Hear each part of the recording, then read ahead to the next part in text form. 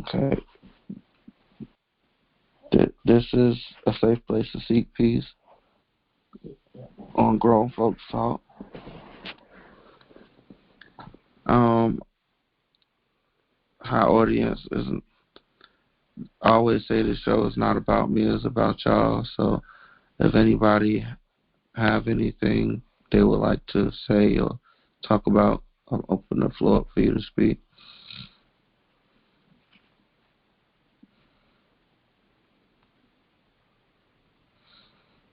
Yeah, I want to talk about stalking. Permission to speak. You can speak, Mr. Williams. Yeah. I would like to address anybody who has a problem with somebody stalking them. They have to know how to handle it because it could become very volatile. They have to try to first let the person down slowly and then say, okay, agree that we'll go our separate ways. But sometimes the person decides, no, I'm not going the separate way. I'm going to keep you. And so, well, you can't keep me. It's not slavery. They say, well, you belong to me and I belong to you in my mind. And whoever you want to go to, I'm going to make sure I interfere with it in some way. But I ain't letting you go. Well, what do you think about that one, Aaron?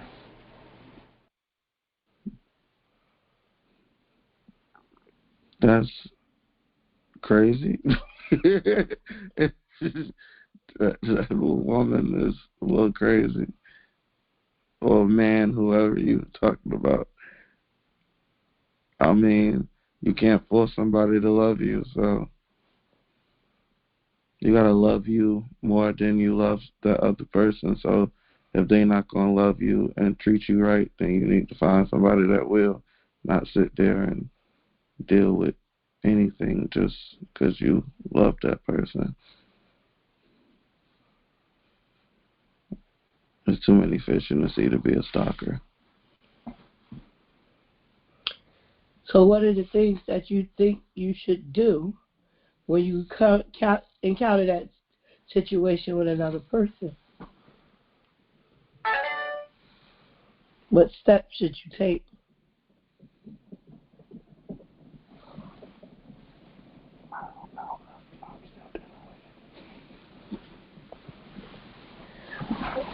Hello, Mr. Talking to me or Aaron? I'm talking to you.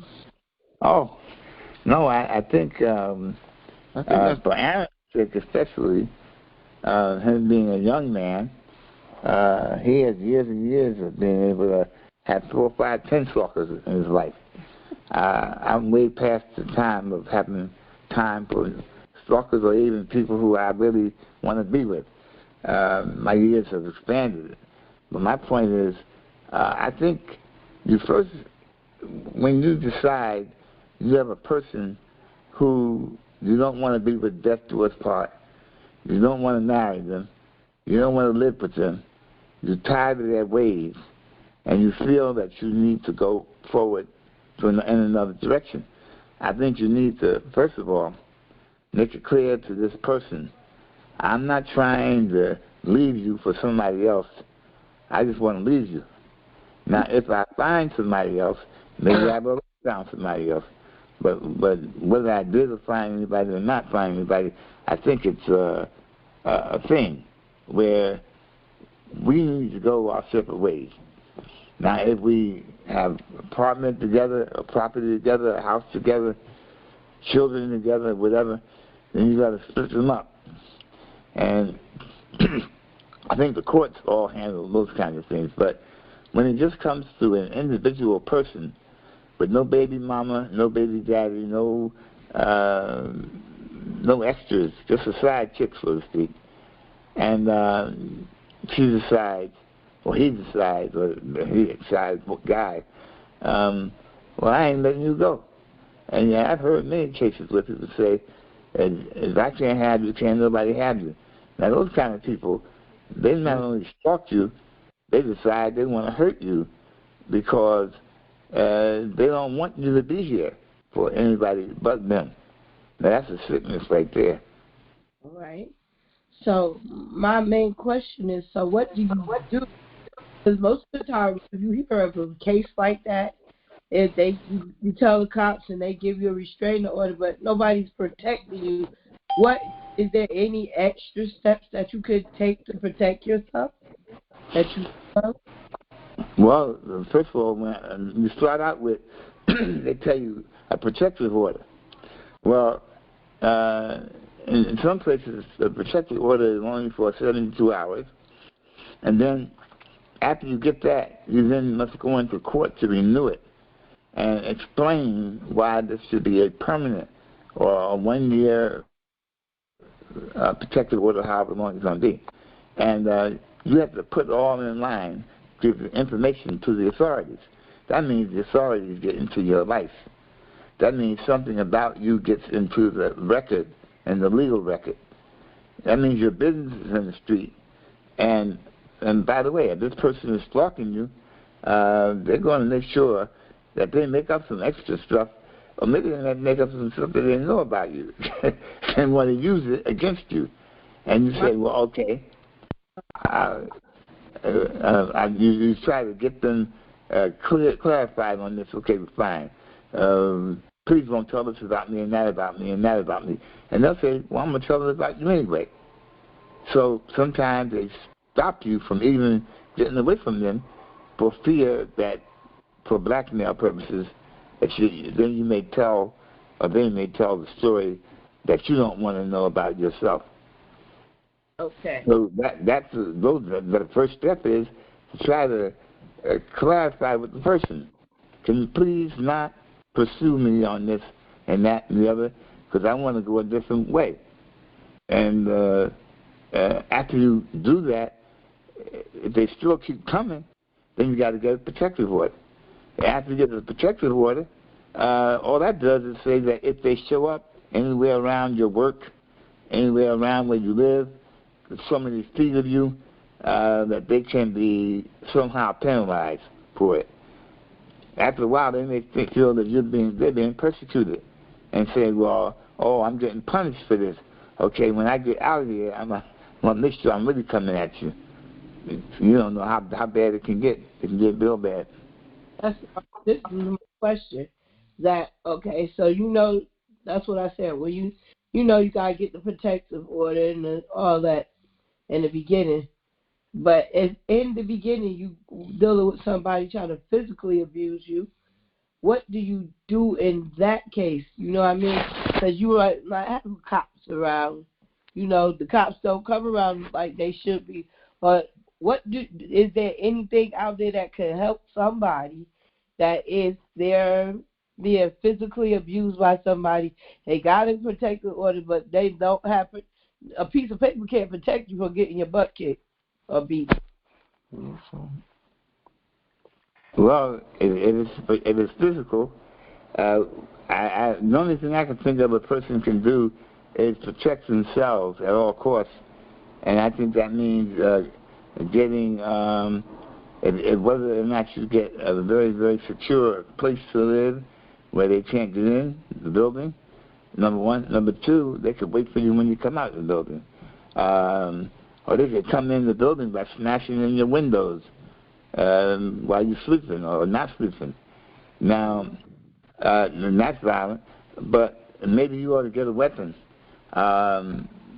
Sometimes you might have to get a weapon to protect yourself if you feel that you are in danger to the point where this person is liable to use a weapon, or get so physical with you. Maybe you are a person of the two who is slight of stature or not as strong as the other one, and the other one can just physically muscle you down and beat you down. You can't let people just beat you down. So I believe you need to have a weapon to protect yourself. God is good, and if you're not supposed to get beaten down and killed, you won't be. But you have to take precautions just in case. All right. I wanted to say it's also the self-defense classes to teach you how to protect yourself, like as Mr. Williams said. you should first secure your home and make sure it's not easy for someone to enter into your house, and make sure that it's safe and that you have some type of alarm system or security cameras or both, and make sure you can you see if anybody is trying to come into, your dwelling place or whatever. And you should make sure that you always keep your phone close by, where you can pick up your phone and you can call. Like my phone, I can just say, hey, Siri, call this, and I don't have to touch anything.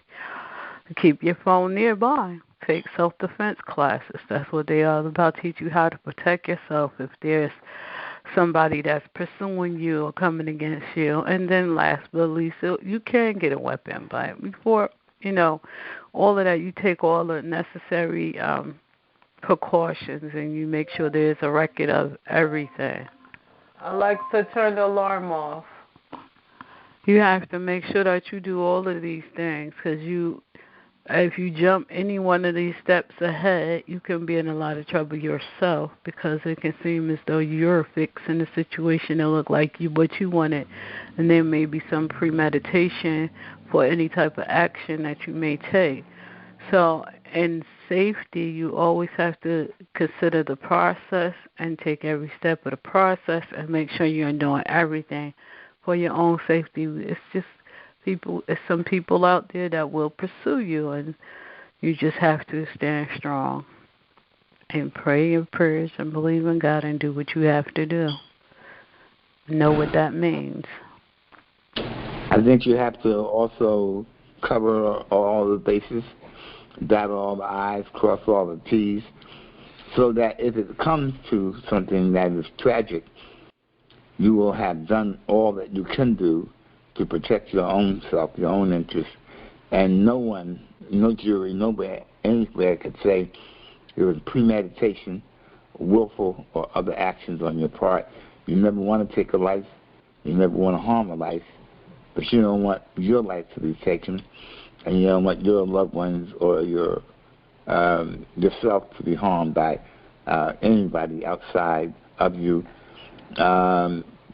Despite the fact that you have law enforcement, generally law enforcement is there to protect the interests of the power elite, and they oversaturate the black community, picking up black people on minor drug offenses and stoplight infringements and let's say headlight infringements, speed limit infringements, whatever. But in terms of actually protecting people from things in the world, you rarely get policemen there when you need them. And then they overkill. Sometimes they come in large numbers just to get a person. If you say, I see a person doing X, Y, and Z to me, they may bring an inordinate amount of police forces and kill a person when maybe it's just a mental health issue. All right, so that's why they put in different laws in effect. They even have something now that they put in up for vote now as far as stopping people for these secondary things like the stoplight, the brake lights and things like that being broken and stuff like that. And they're saying that these type of laws that they stopping people on them, people have been getting killed about, they're going to make sure that they try to stop them from even addressing those things like that.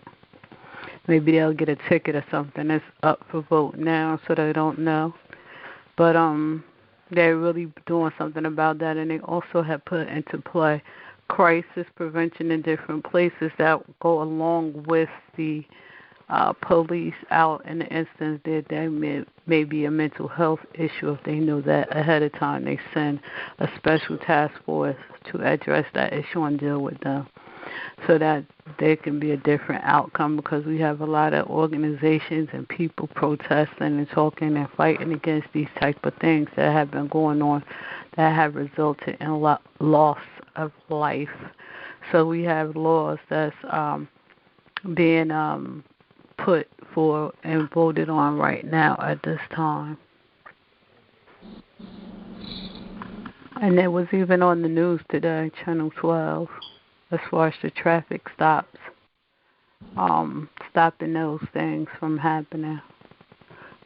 And even penalties for these people that's writing these tickets, these false tickets, just writing up stuff, getting tickets just to be having a certain amount of tickets, and they fictitious. So that's up right now for them to vote on that, and they believe that's going to pass, and they're working on some things. Because people speaking out, and people talking, people fighting back. That's good. For real, that's good.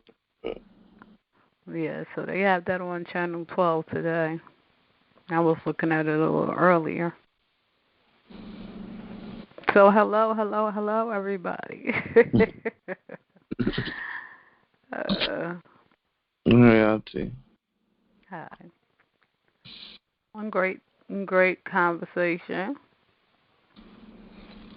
Yeah. So I feel that we need to get it broadcast it more, like let people know what's available to them that's in these situations.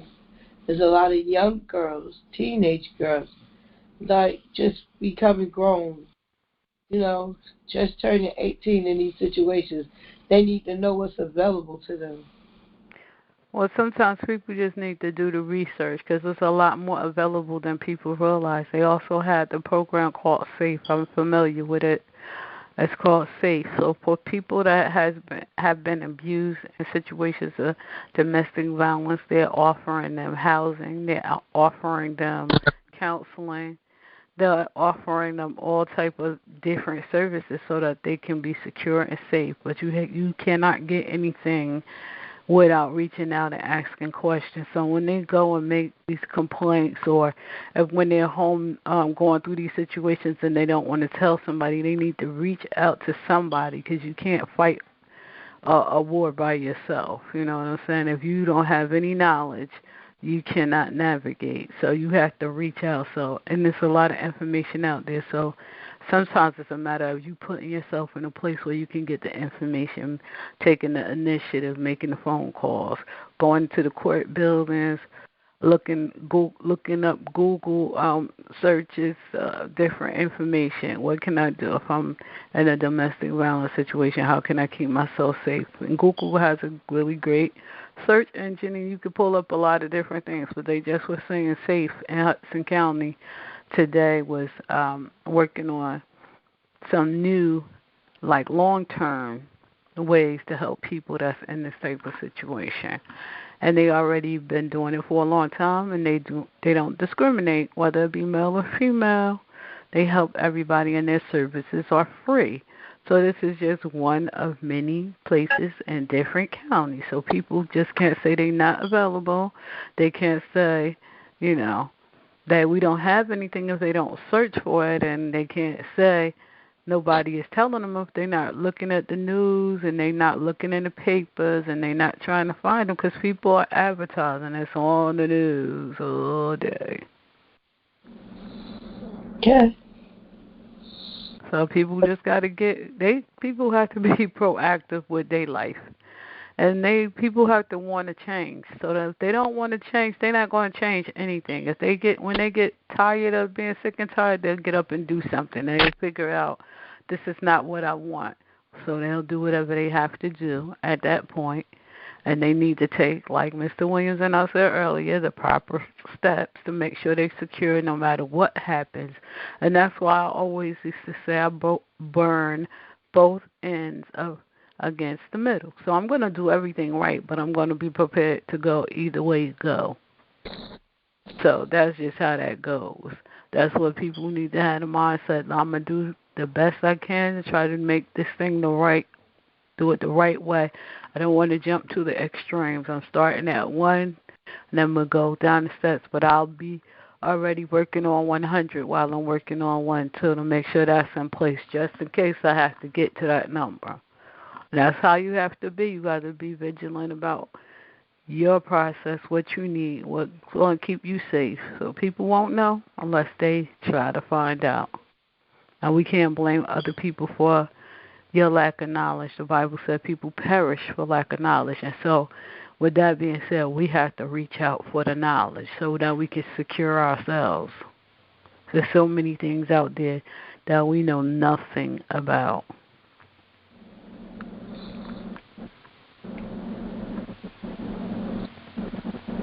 Hello. Yeah, we were just listening to you talk. But yeah, that's the truth. You gotta reach. You gotta reach. Everything you desire in life, everything you're going for, you have to seek for it. You have to search for it. You have to figure it out. Nothing drops into your hands. When you're young, you're fortunate to have parents, and they put things in your hands. They provide for you and give you what you need. But at a certain age, you have to get moving. You have to take the initiative and do what needs to be done for you. So that's where I stand on that.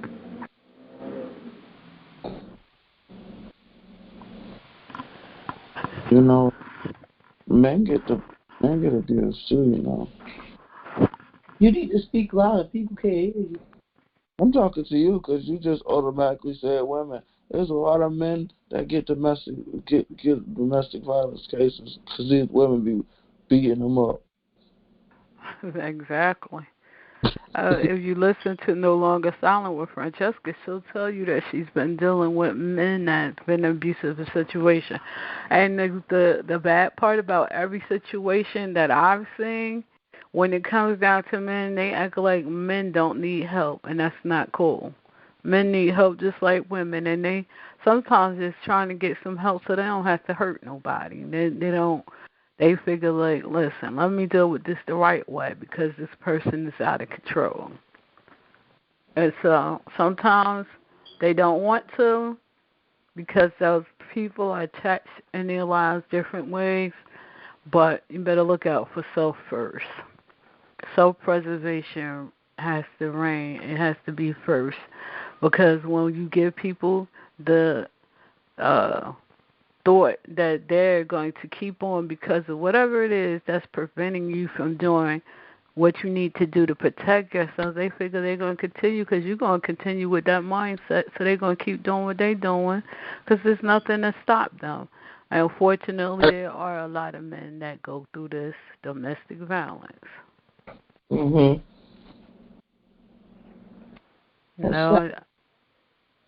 I've seen the fragilest, littlest things try to beat a man down and act like they got it like that. And why? Because the men have respect and they don't want to put their hands on a female because they were taught like that. And in our family, we always said, let one of y'all men touch any one female around us, all of us going to gang you. We're going to beat you. Because y'all know better. You know what I'm saying? But then you have these females that will still come and try because they see the respect, the level of respect that the men have, that they won't do it.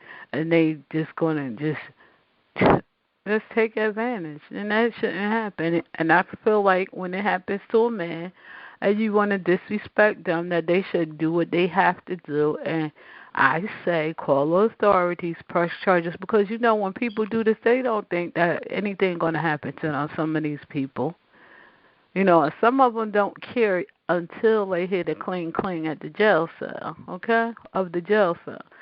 So whatever it takes to wake them up and let them know that you're not going for it. And then maybe even you might want to think about relocating. Who knows? Depending on how far this person is going, how they're pursuing you. Go ahead. Oh, I was saying, depending on how serious the problem is. Definitely. Well, I just had one that didn't want to let my son go, and you know how your cousin is.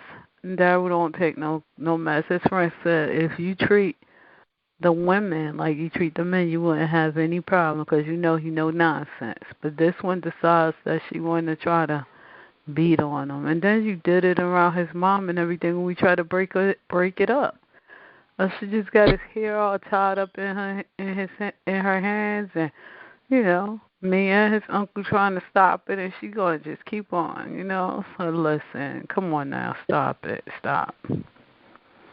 You know, until we said, all right, don't let him go. You got to handle that.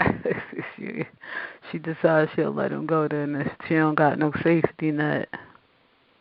And that's so a lot of this stuff is show and it's anger. People not being taught how to deal with their situations properly. That's not how you deal with it. Just like a man is taught to take a walk, a female could take a walk too. And in my case, sometimes I might want to take a jog or a run if I'm very upset. No, but I would try to run from trouble because it's just easy to get in and hard to get out of. Very true. So we got to keep that in mind. Everybody is precious, male and female. Nobody has the right to abuse or harm anybody. They should not. They need to learn how to communicate, how to vent, or how to talk, how to say what it is that they need to say some type of way. And I tell people, if you can't have a conversation right away because of the anger, walk away. Revisit the conversation. And a text message works well. You know, I hear about and they say a lot of times, write a letter. You know, but I use a text message. Let me just put this out there because it's the heat of the moment, and I want to get my point across and let you know where I'm coming from and how I feel about this. You know, and you can read it at your own time, your own leisure, how they say, you know. And we can talk about it another time when everything is cool. I'm not doing all of that dramatic stuff. I'm not doing that. That's sure. Well, I think starting to mature more. I said I think I'm starting to mature more.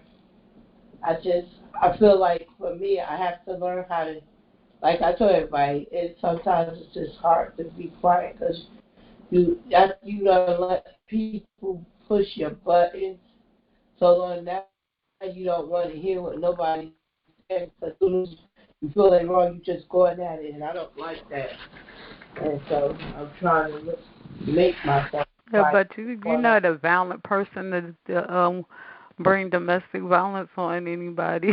You saying that in the context and make it sound like you got to be concerned about you swinging on somebody. That's not your personality at all. I mean, I'm just saying, like, you know, it's more so I say me defending myself with my mouth. And I just want to let it go and let you go about your way. That's what I want to get to. Where you say what you say, and I'm like, whatever, go on about your way. Don't even say nothing. Let you say what you say, and that's it. Because I want to argue. I want to fight. I want to live and be happy. I'll say something if I have to say something.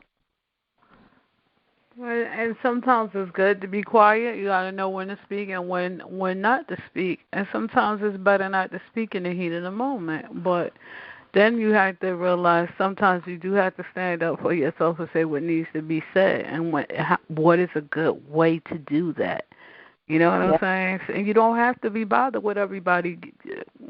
They said when you grown and when you get grown and on your own, you have your own. You do what you want to do. Nobody has to be in your space and your face and your time and your place. So anybody can leave. Anybody can go. Anybody can stay away. That's my policy. You only one have to be with me is me. And God is with me regardless, because He's with everybody. So, listen, you don't have to put up with anybody. And if somebody is being disrespectful in any way, you're supposed to tell them that they're being disrespectful. What it is that they're doing, that's something that you don't stand for. It's in your presence, in your space, in your place. And then you detach yourself from that situation and not feel like you have to be involved. You get busy about your life and doing what you need to do and taking care of you. It doesn't matter whether it's a kid, a child of yours, a spouse, a elder, a friend, a leadership person of leadership, whatever. Everybody, you have to secure yourself. You have to be at peace and make yourself happy. So that's something that you have to work on. You have to get there and do that and say enough is enough. Well, I've been getting there for sure. Well, that's awesome. Congratulations. Now we can play the song I'm Moving On, right, Aaron? Oh, Sister Deborah. Yes. I'd just like to say peace and blessings to Brother Aaron. Aaron, you there, brother? Yeah. I was waiting on that call. You had me over here twiddling my thumbs all this time. Man, what happened to my call, brother? No business on the podcast. It's being recorded. Excuse me. It's being recorded. I understand that. I said I was business. I just said I was twiddling my thumbs. I didn't hear from the brother. I didn't say anything about business. Aaron know what I'm talking about. Aaron, can I get you going to call me, brother? That's all I want to say. With your permission, Sister Deborah. Wow. Now what I'm business gonna am I call talking? you. Now, wait a minute. Now, what business did I say on here, Sister Deborah? Now I'm going to call you. You're going to call? You're going to call me? Well, we can edit this. You know that. I'll have Jorge. Now we're going to call it. No. That's all right. No, what? No, what? I'm going to call you now. No. Yes. You all have time for the debating about that right now because you didn't speak to me. Who's this? Oh, look. Ernestine. Ernestine, peace and blessings, sister. How you doing? With that angelic voice. Okay, all right, I'm going to be quiet. Aaron, just give a brother a call. That's all. We ain't talking business. I'm just for the record and for the tape, I'm just so happy to hear you, and I want to hear from you. That's all I'm saying. Where y'all hear business at on here? I'm happy to hear the brother. That's all. All right, I'm going to be quiet. Ernestine, it's good to hear you, my dear. And we can edit this. It's no problem. I'll have Roy take care of this. That's all. No problem. And Sister Deborah, call me when you get off. It's always good to hear from you, too, sister. You know that. Mm-hmm. Yeah, man. You my second Cheryl. You know Miss Carol my first. But go right ahead. Ernestine beats all y'all. Oh, Lord. That's right. Well, she must be gotten no higher from second and Miss Carol first. In other words, she is on a cloud on heaven, and the rest of y'all are walking the earth looking good, too. Got to call Miss Carol right after this, too. Yeah, well, don't call her right away. She's doing overtime at her church. I just spoke to her maybe about 45 minutes ago, yeah. Okay. All right, sis. Thank you, ladies. Sounding all great up here. Nice hearing you. Thank you. Thank you. Of course, we was talking just yourself. Go ahead. I'm sorry. Good. And I could put my 2 cents in on the topic. Yeah. Good. Go ahead. What was the topic? Because, you know, I just came in, y'all. We was talking about domestic violence. Whoa. Now, see, let me say this, family. All right. Oh, here we go. No, about domestic violence. Listen, I'll be 67 April the 10th, and I have always tried to understand. In fact, I just talked to a friend about this.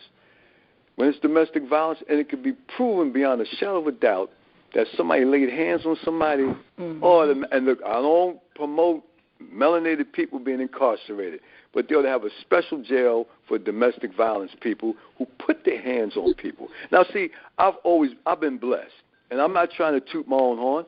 I never had to put my hands on a lady. For what? Y'all such beautiful, wonderful. What? Listen. Most High could not have developed such a wonderful creation in a woman. All right? I admire a woman. Y'all just, hey, listen, Aaron, I just want to share something with you. When I was even younger than you, and I was going to school, I had to jump on the bus to go down the hill. And if I saw a woman looking good, all right, I would jump off the bus and try to get a phone number. And I could be 4 blocks away from my bus stop. I'm serious. That's how I was back then. In my teens, woo, I'm telling you.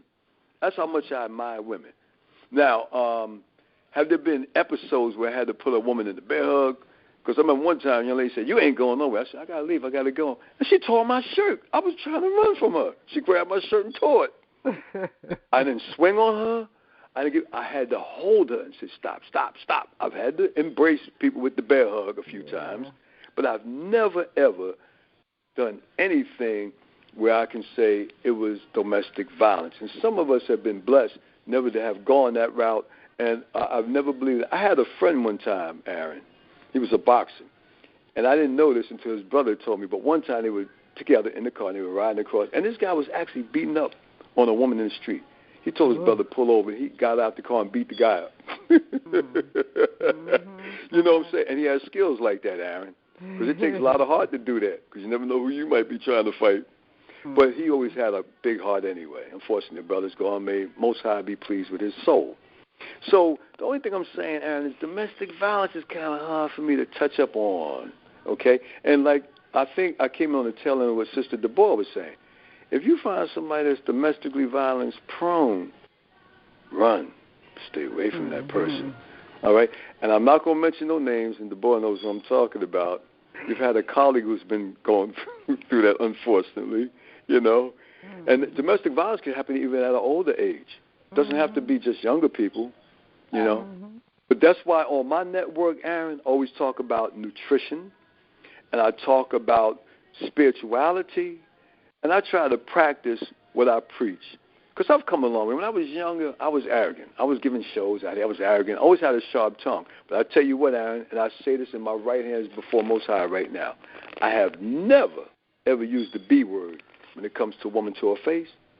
And now it's being so loosely worded out here and given by younger men to these women. And some of these women got some, they got some mouths on them too. Yeah. But I have been around women. We had, Aaron, I'm going to end on this. Across the street in a house that, you know, our family owns, all right,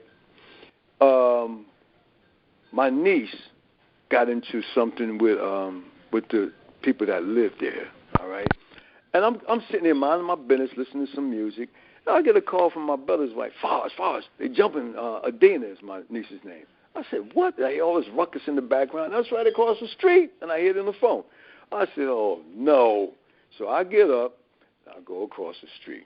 Now, one of the girls that she allegedly got into a ruckus with was on the porch. And she said, I heard her say as I was crossing the street, oh, that's his brother, meaning my brother, because he's the landlord. So I go over there and said, ladies, look, you can't go over there acting like you know, big bad, you know. You go over there, ladies, what's going on here? Well, your niece said we jumped about. I didn't jump in. Look, she put her head down. Look, she pulled out a patch of hair, right? And then I heard the other girl in the hallway. She didn't know I was there yet. She said, oh, Dina walking around with a knife. I said, oh, but please, I said, Most High, don't let this thing escalate while I'm over here, okay? So it didn't. They saw me, and they calmed down. Now, Aaron, check this out. 15 minutes later, the girl who was in a problem with my niece there, she done called reinforcements. So the family starts showing up. They parked the car on the side of the house. Here come three of them. One had a nasty mouth on her. F the police. Now, one of them made a call to the police. The police didn't get there yet. F the police. I'm like, oh, she a bad girl. F the police, huh? Until the police get there.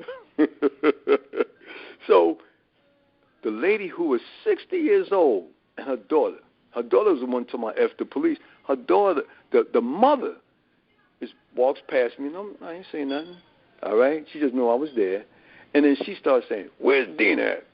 I'm going to whoop her behind. And she said choice words. I care not to, let you guys know what she said. Now here it is. You got a 60-year-old woman acting worse than the younger ones in there, ranting and raving. Okay? So I said, oh, Lord. So I waited till she kind of calmed down because my niece was on the third floor. She didn't come downstairs. I'm glad she didn't. So I said, sis, can I, about 10 minutes, she told me. And then the lady said at 60, Aaron, oh, I need to make a call because I'm going to have so-and-so come over and whoop her butt. I said, oh, boy. So anyway, I said, after she calmed down just a little, and they were giving a history of my niece in the house. Oh, I fed her. I gave her money when she didn't have no money. Then they looked at me and said, she talked bad about your side of the family. Okay? And I said, well, okay, sis. Sorry to hear that. Okay? But remember now, you got to be cool, calm, and collected when these things happen. So the lady, the 61-year-old who was worse than the young ones in there, around there, I said, sis, can I holler at you for a minute? What? I said, listen, sis, my brother's on his way. Can we just calm down so we could remedy this situation? Well, I'm usually not like this, but, and then I had to leave my job because this is about 1 o'clock in the afternoon. To come up here, I got a call. We found out later on that she never had a job. She got fired from a job 2 years ago with the city. because my brother's a retired detective. He did an investigation on her, and the one that said F the police. The one who said F the police turned state's evidence on a co-defendant. Okay? So I guess you could say F the police, because if they take her downtown, they can say, oh, Belisa, she's a snitch. She'll tell us things that we need to know. Anyway, we didn't know that at the time. Okay? Long story short, Aaron, all right, as soon as the lady turns away from me, she starts ranting and raving again. All right? At my niece. Now, here comes the police car. Now, all this cursing going on. Now they see Mr. Charlie pull up. Now they start to get a little bit more calm. And the lady who was 60 goes up, well, I know the law. He can't do this. I knew their father. And that. I'm like, okay, lady and everything. I guess you're a lawyer, you know. This is the lady who lost her job 2 years ago, but now she pulls up and lies and says she left a job that she don't have. Okay?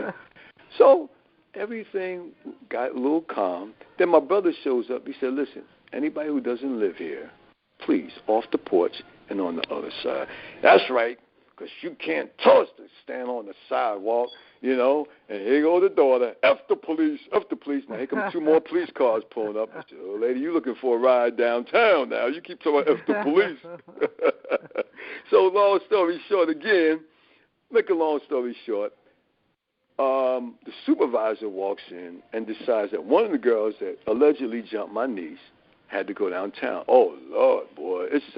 And now this is a sideshow now, because the houses, and Deborah's been in this area, got traffic lights out here. So now this is a sideshow for people pulling up. They move. You know how people move slow to see what the hell's going on? I said, oh, Lord, I'm trying to hide my head, put my hood over. I was like, hope somebody will ride by. Oh, it's far over there. So long story short, one of the girls got in the police car, and here go the family. Oh, no. Now, I never knew their last name. They messing with the Windbushes now. And I was like, oh, Lord, here we go now. So I'm like, come on. So the police are there now, so we got a little stability. Now on that side, now here comes the 60-year-old. She on the other side of the fence. Now she want to talk nice to me. Yeah, you know, I don't understand why you black men. Now listen where she's going. Why you black men are in charge. I said, sister, if you would have came down in a more civil fashion, we could have sat down. Y'all have to honor who's running the house. If you felt as though things weren't going in your favor, there's a thing called the court. Only thing you had to do without all this hoopla, all this cursing, all this loud talking, is say, okay, look, we're going to have our day in court. I disagree with the owner, but he's the owner. You have to respect that because he's in charge of the house. But they kept talking about, and then they said, my brother, now here's the lie. And this is unfortunate, Aaron. They talked to him, yeah, he's an ex-cop. And the reason why he lost his job is because he shook down drug dealers. My brother didn't leave the department because of that. He was fired, all right, illegally because he spoke truth to power on the police department, and his white superior officers didn't like that. And the black officers always said, Nance, watch your back, because the Sergeant O'Rourke or the Italian, they didn't like the fact that my brother was pointing out inconsistencies in the police department. All right? Mm-hmm. And the way they was treating us in the neighborhood. So they found a little niche, and they fired my brother illegally. Fast forward, family, if y'all can go backtrack, it's an article we've saved. And anytime somebody was welcome, y'all grown folk family, y'all would come to my house, I'll show you the article. It came out in the Star Ledger. In 2011, the city of Newark had to pay my brother for illegally firing him back in 1995 from his job. Now, when you retire from the police department, all right, they allow you to keep your gun, and they give you a retirement badge.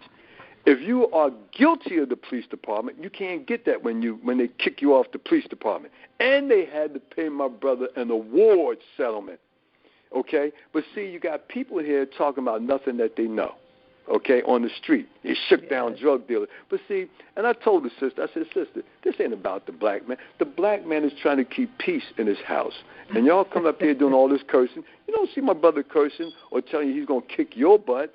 Or if you come up here now, you know what's going to happen. My brother just looked at him and shook his head. And a couple of times my brother said, I said, bruh, don't even worry. Because he was making a comment. I said, they don't exist.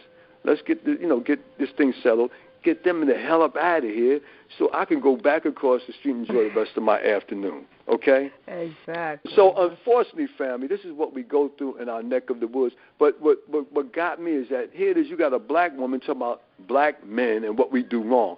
And I said, sis, didn't I talk to you in a civil manner? What did I do wrong? No, not you, him. Are you referring to my brother? He's just trying to keep peace. All right? If you disagree with something, that's what they got the court system for. Not for you to act like you're a fool out here. You're making yourself look bad out here in public. You know, and a lot of people like to feed off that because there's a little wild Negro across the street talking about, hey, across the street. He's acting stupid, too. Talking about, hey, and he saw a nice-looking girl walking in there. Hey, can I holler at you, sis? You know? So that's what we go through. Yeah. And this is the same guy who told me last summer, hey, brother, God, is that your Mercedes parked down the street? I said, no, brother, I don't have a Mercedes. He said, y'all got that house over there? Now y'all got this house? You know what I said to him, Ernestine and Aaron and Deborah and whoever just chimed? You know what I told him? I said, listen, when you go back to school, me and my brother will be happy to sit down with you, young brother, and we'll show you how to get your house. Go get your real estate license, all right? And then you can learn how to get your house. Because I said the Jewish culture, and I ain't mad at them, buying up all the property. They got these nonprofits, you know, Deborah. They're buying up all the property. This is corporate. And we all know that corporate does not mean well for poor people. They just want to suck the area dry. And wherever they live at, they got a swimming pool in their backyard. They got a butler who will serve them an iced tea while they're basking in the sun, while the weather's warm. So we're suffering because we don't know how to treat each other in our community. You know what he said? God, you're a real God, you know, coming at me with the 5%er, you know, wisdom, you know. And since then, that brother has given me the utmost respect. Sir, how are you? See, we have to be an example in our community. Because if you act foolish, you're going to get something bad in return because you're putting foolishness out there in the street. But that little young boy, as wild as he is, he's blasting that crazy rap crap, because that's what it is, the potty mouth stuff. But when he sees me, he lowers the dial, and I talk to him every now and then. And one time, and I'm going to end on this, I said, listen, I quoted some lyrics from Earth, Wind, and Fire. I said, that sound good, don't it, young man? Oh, yeah, I like to live like that, OG. Now, just what I just heard came through your speakers. I shot you. I beat you up. That B word for a woman. How would you like for this? I'll beat him up. Call my woman a B. How dare? Well, then why are you listening to that? Because that's what you're absorbing. You're taking that in. It's dealing with your subconscious. It's your frequency. That's why you guys disrespect each other. He said, you know what? You may have a point. I said, would you want anybody to do that? Would you want somebody to kick your door in and give you a home invasion? So family, we got to do better. And we can't turn away from young people in the street because they're acting a little dysfunctional. We have to address it. And that's why I said to my dear young brother over there, Brother Aaron, call me. Because we need to talk. Aaron, I got something for you, and you know what I'm talking about. And I ain't trying to ruffle Sister Deborah's feathers by talking, because this is not the place. She's right. This is not the place to talk business. But, Aaron, you know you owe me a call. Give me a call so we can take care of that, all right? So I'm extending the olive branch again, my brother, and I'm going to end on that note. And thank you for everyone listening to something that we all need to do better, because if we know better, we all got to do better, all right? And August the 10th, Aaron, put a little money in the cookie jar. If you could come up this way, all right? I got a nice event I'd like for you to come up to. I'm trying to tell you, you're going to learn a little something. I know the family, where Daddy at? Well, Daddy had to go out of town for a couple of days if somebody can watch him for you. Or maybe you might be able to bring him up with you, all right? Because if your children, I'm sure they are, well-mannered, you could bring them up to this event. Because there'll be tables there and chairs. You sit down and you say, sit down. You're not worry about them running around. And you're good. You know what I'm saying? Bring your kids to the event. Because we need to teach them at an early age how certain things outside of what is being programmed into people what's out here. That's the purpose of this event, Aaron. And let me tell you, Aaron, this event, I'm not rich. I'm on a budget, man. But I had to put some of my money where my mouth is to give this event, because in this community where I live at, that's why I said you have to be a light in your community, Aaron. You got to step outside of what Aaron don't do and start doing, all right? Because this is a donation event. It's not a ticket event. Because people talk about farce. You can charge $20, $10 for a ticket. No, I don't want to do that. Because what if somebody walks past, sees the band outside, Disease Prevention Convention and Health Forum, and they know they need to do better, Aaron, but they only got $5 in their pocket, okay? Then what they do is they put $5 in the kitty when they come in, and they learn something, and they get something to eat, okay? Mm-hmm. That's what's important. You have to give back to your community. We got to make a difference, because right now it's all about me, me, me. If you look at music, you had the Supremes. You had In Vogue. Even with Beyonce, she was part of Destiny's Child. Now everybody's out for self, Aaron. It's just a solo artist. It's all about me, me, me, and not we, we. We have to collect. We have to have a collective attitude with each other. Because if we don't, we fracture. I tell you what, I bet you them Jews argue amongst themselves in the Hasidic neighborhood. But I tell you what, when it's time for them to do what they got to do, they come together and they do what they got to do. And they enjoy the fruits of their labor because they know how to come together. And a lot of this has to do with slavery, all right? Some of us, believe it or not, are still suffering from post-traumatic slavery syndrome. We have to remove those shackles from our mind and deal with each other. Sister Deborah is my Christian sister. Now, I'm going to tell you right now, I grew up in a Catholic school, Aaron. I'm not Christian. I'm not Muslim. I'm just a spiritual brother. And if Aaron treats me right, I'm going to treat him right. That's the name of my religion, okay? If Deborah comes and she comes to me and she has the word from the Bible or something and it sounds prosperous to me, I'm going to honor Deborah. Now, certain things I might say, well, I might question her about because I got an early Christian teacher. When I was in we had catechism class. So a lot of what Deborah is saying to me is already in knowledge. My family sent me to a Catholic school. We had a Catholic school education. The building's still here on Clinton Avenue in Osborne Terrace, Blessed Sacrament. Okay? Mm-hmm. So I know a little bit about the Christian religion. I know a lot about Islam because my brother's Muslim, and I grew up in a store where the brothers were Muslim and worked around me and gave me the doctrine of Islam. So I know about both. But I find out that it's good to incorporate, Aaron. You pick a little here, you pick a little there, you take a little bit here, and you know what? You give back. All right? Because if people see the good in you, it don't matter what your religion is. They're going to deal with you. Because I'm sure Deborah can back me up on this. You probably got some people that come to church, they raise hell on Monday. Mm-hmm. All right? I know people on this block that go to church, and they be cussing up a storm on Monday through Saturday.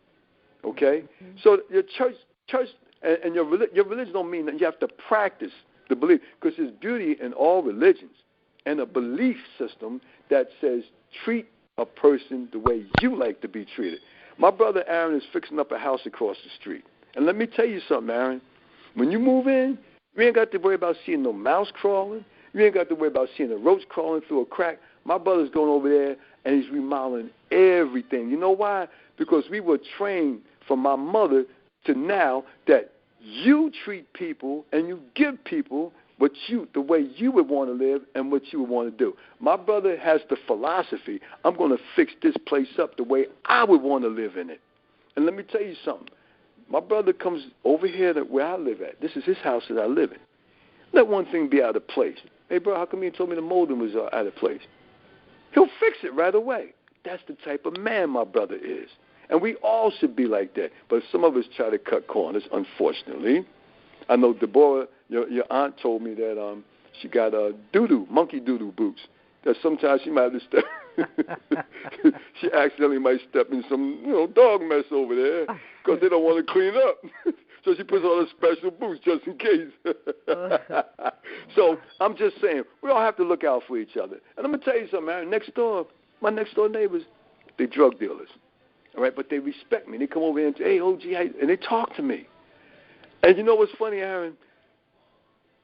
One of the main drug dealers, he came over and he said, but I'm trying to get because I talked to him about health all the time. I gave him a health brochure. All right, you got this baby steps. He came over and he showed me the brother Yaki. Yeah, man, I didn't know this about. Yeah, and he showed me in his phone. We were talking. Okay? Now, do I condone what he's doing? No. It's not, because he's selling poison in the community. Okay?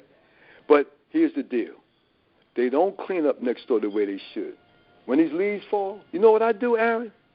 Oh, man, I don't care about next door. I take the rake, and I'll rake up in front of their house, put it in the street, and I'll pick it up. That's my next door neighbor, even though he's doing something nefarious that he shouldn't be doing, all right?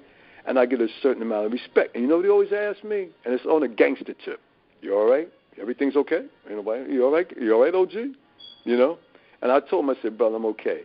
If anything, well, all right, now I want to make sure you're okay now, because you know. And I know what he means when he says that. He's not going to say, I'll whoop somebody's behind for you, but I know what he means. He wants to look out because he knows there's love here. It's just that he's a little misguided. And I asked him one time, Aaron, I said, let me ask you a question. Where do you work? Now, I know he's a drug dealer. You know what he told me? I work for Verizon. But he's out here every day, 24/7. So how do you work for Verizon? I know better. I'm not slow. I know the streets, but I'm not from the streets. Okay? So he told me that lie to cover because he's not going to say, oh, I'm a drug dealer. My name is Nino Brown, New Jack City. He's not going to say that. Okay? So the only thing I'm saying is you have to know how to relate to people. I know how to relate. I pride myself on that because you can't go around thinking you know more than the next person. And I came from an era, and I'm sure your mother and Deborah can co-sign this, where it was a little more freer out here, and it was much better in terms of the atmosphere, you know. And you had to worry about nobody. Now, don't get me wrong now. I know a couple of guys got shot when I was growing up, but it was far few and in between. Most of the time, you got a beat down. That's why a lot of guys went to the gym to learn how to box, you know. But now they replaced that with a gun. And it's committing genocide in our own culture. And we got to cut that out, Aaron. But you know what? I just want to share that with you because you know what I'm going to do now, Aaron? OG, since I done had my tea, I've been fasting most of the day. The only thing I had today was a handful of walnuts and water. I'm about to drink some more water. I got a stretch machine. About to go down here, stretch. OG about to stretch because when you see me, I'm in good shape. I could drop down and give you 50. I don't play around. I take care of the temple that Most High blessed me with. And we all have to do that. And we have to have the discipline to eat well and to do things, Aaron, because that's what keeps my spirit. Because when I got to deal with these young cats out here, I got to make sure I'm in pristine condition. You hear my voice. I don't sound like no old broken down That has a lot to do with what you put in your body, Aaron. Take care of your body. Teach your kids to take care of their body. And you have to give them a holistic approach, all right? Because the people don't care about what they feeding us, man. They want to stuff it down their pocket. And our people have to learn to understand that, all right? So I'm going to break this. I'm going to make a smoothie at 5 o'clock, Brother Bay time, okay? And that's going to be my meal for the day. It's the discipline. And in the book, it tells you how to eat. And Deborah, I don't know if you heard it, on Bill Graves' show when the pastor came in, he said from what his research has shown in the Bible, we should all be vegetarians because it tells you how to eat in the book. Don't say nothing about meat. There was never a grill in the Garden of Eden, just to share with my family. But see, it's all about taste, what smells good. You got to pull yourself away from that, all right? And somebody told me, I think I overheard it when Miles was on Adrian's show, a gyro. How about replacing that gyro with a salad and getting the discipline to stay on that? Stay on the raw while you're dropping, because that's too heavy for the brother. He just got out. Can't eat that stuff. It's not good. But anyway, peace and blessings, Aaron. I hope I've inspired you. Give me that call. And listen, to the listening audience, we love you, all right? And thank you once again to my colleagues, Sister Deborah and Brother Aaron. And Ernestine, you know I love you, girl. Love you too. All right. Look, she always gets a little quiet when I talk, and I know that's I get off the. I appreciate y'all. Thank you. August the 10th, Ernestine, if you're going to be up this way, make your way up here. I want you up here because we got a table for you grown folk. Okay. All right, you and Aaron, son and mama. Yes. There you go. Aaron, start saving up your pennies, buddy. If you say, Forrest, I'm 50 short, I'll send it to you. You got my word on that. Get that ticket. Come on up here. That's it. I'm done, y'all. I know you want to hear some more, but I'm out now. I got to stretch the legs. All right, Aaron, take care, man. Stay strong. Smooth operator. And you know that. All right. I'm on mute, y'all. I'm listening to the rest of the program. Thank you. All right. Yeah, I should have knew he had to take time to make fun of my boots. I was so hysterical that day. People to not curb their dog, and I stepped in that crap, and I was on my way to visit somebody at the hospital, and it was raining. It was horrible. Well, DeBoer, I'll give you credit. At least you got the boots in the color brown, so you're all right. You're good. Get out of here. Just blend right in. Just got to rinse them off with the hose. That's all. Now, my cheetah print, I was so hysterical. They said, you knocking on this door like you a cop. I said, what? That was like somebody died. I said, yeah, my boots died. I was so upset. He was all laughing and stuff. So I said, yeah, my boots died. And he calmed down like, oh, she upset. Let me chill. You don't get no back rub. No back rub from a team tonight. You'll laugh too much. Can I get a back rub? No. Laugh that. No, it wasn't him laughing. It was the guy that was talking